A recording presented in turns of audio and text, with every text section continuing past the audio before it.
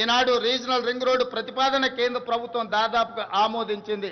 Regional ring road 360 కిలోమీటర్లు రాబోతుంది. Regional ring రోడ్డుతో పాటు రీజనల్ రింగ్ రైలు ప్రణాళికలు కూడా కేంద్ర ప్రభుత్వం దాదాపుగా ఆమోదించింది. అదేవిధంగా ఈరోజు రీజనల్ రింగ్ రోడ్డుకి ఔటర్ రింగ్ రోడ్డు నుంచి రీజనల్ రింగ్ రోడ్డుకి మధ్యలో మనం రేడియల్ రోడ్స్ వేసుకోబోతున్నాం కొత్తగా.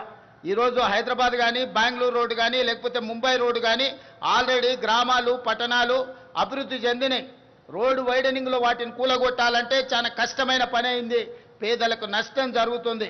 అందుకే నూతనంగా రేడియల్ రోడ్స్ ప్లాన్ చేస్తున్నాం. ఈనాడు మనము ఫ్యూచర్ సిటీ నుంచి ఒక రేడియల్ రోడ్, అదేవిధంగా బుద్వేల్ కోత్వాల్గూడ నుంచి ఈరోజు చందన్వల్లి నుంచి కొడంగల్ వరకు ఇంకొక రేడియల్ రోడ్డుని ఈ రకంగా 10 నుంచి 12 రేడియల్ రోడ్స్ని ఔటర్ రింగ్ రోడ్డు నుంచి రీజనల్ రింగ్ రోడ్డుకు వేయదలుచుకున్నాం. ఇదే కాదు, ఈనాడు కేంద్ర ప్రభుత్వంతో మాట్లాడినాం. బుల్లెట్ ట్రైన్ అంటే జనాలు జపాన్ గురించి జపాన్ వైపు చూస్తారు.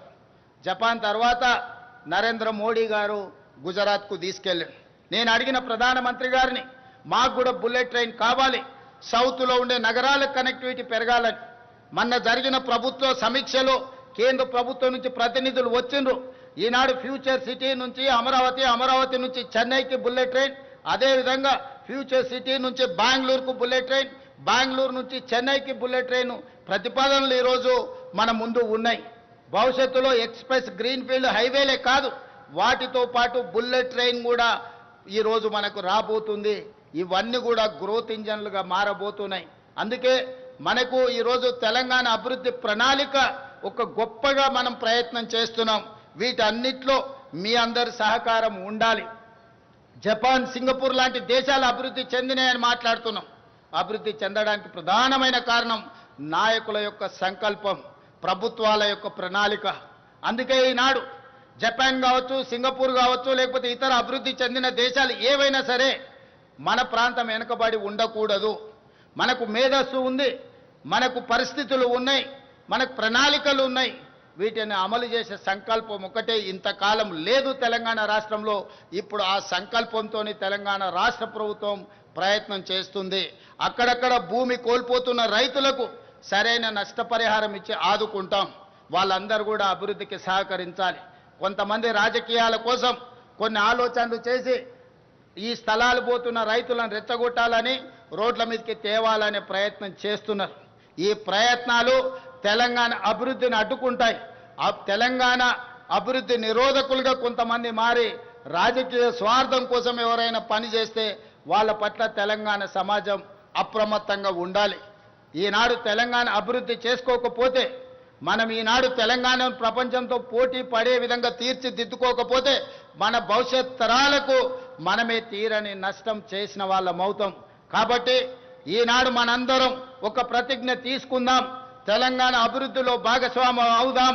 ఈ తెలంగాణను ప్రపంచంతో పోటీ పడే విధంగా తీర్చిదిద్దుకుందాం. ఎన్నికలు వచ్చినప్పుడు ఎన్నికల్లో పోటీ పడదాం. జెండాలు పక్కన పెట్టండి. ఈరోజు ప్రభుత్వం ప్రణాళికబద్ధంగా చేస్తున్న అభివృద్ధిలో కలిసి రాండి. ఒకవేళ రావడం ఇష్టం లేకపోతే మీరు మౌనంగా ఉన్నా పర్వాలేదు. ఈ ప్రభుత్వం ప్రజల కోసం నిరంతరం పని చేస్తానే ఉంటుంది. ప్రజలు ఇచ్చిన మాట, ప్రజలు ఇచ్చిన ఆశీర్వాదం మాకు అండగా ఉన్నంత కాలం ఈ తెలంగాణ రాష్ట్రాన్ని అభివృద్ధి పదం వైపు నడిపిస్తాం. ఈరోజు సంక్షేమము, అభివృద్ధి 2 కళ్ళు తెలంగాణ రాష్ట్ర ప్రభుత్వానికి.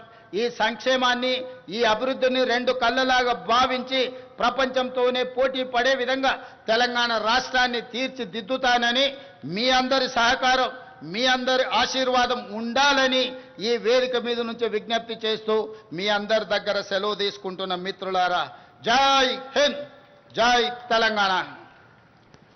విజన్ 47 సంకల్ప పత్రం ఆనరబుల్ సీఎం రేవంత్ రెడ్డి గారి దార్శనిక నేత్రం, ప్రజా పాలన ప్రభుత్వ ప్రణాళికా క్షేత్రం. ముఖ్యమంత్రి గారి సందేశాన్ని మనందరం అంకిత భావంగా మలుచుకుందాం. దిల్ దిమాగ్ కలగలిపి సాగుతూ ప్రపంచ విశ్వాసాన్ని గెలుచుకుందాం. మన తెలంగాణ కోసం, ఘన తెలంగాణ కోసం ఎప్పుడూ నిలబడుదాం. జాతీయ గీతాలాపన కోసం ఇప్పుడు నిలబడదాం.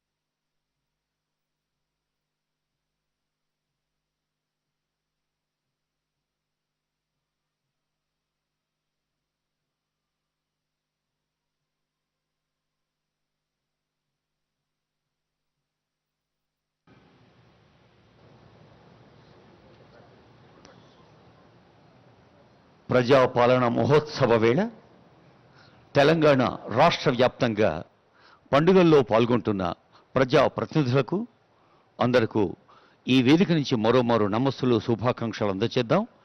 గౌరవనీయులైన ముఖ్యమంత్రి వర్యులకు, ఉప ముఖ్యమంత్రి వర్యులకు, మంత్రివర్యులకు, గౌరవనీయులైన పార్లమెంట్ సభ్యులు, శాసన మండలి సభ్యులు, శాసనసభ్యులు, ప్రజా ప్రతినిధులు, గౌరవనీయులైన న్యాయమూర్తులు, గౌరవనీయులైన senior IAS, IPS, IRS, IFS అధికారులు, వివిధ కార్యక్షేత్రాల్లో విద్యుక్త ధర్మ నిర్వహణ చేస్తున్న ఎందరో సిబ్బంది, ఉద్యోగులు, అధికారులు, ప్రెస్ అండ్ ఎలక్ట్రానిక్ మీడియా ప్రతినిధులు, ప్రత్యక్ష ప్రసార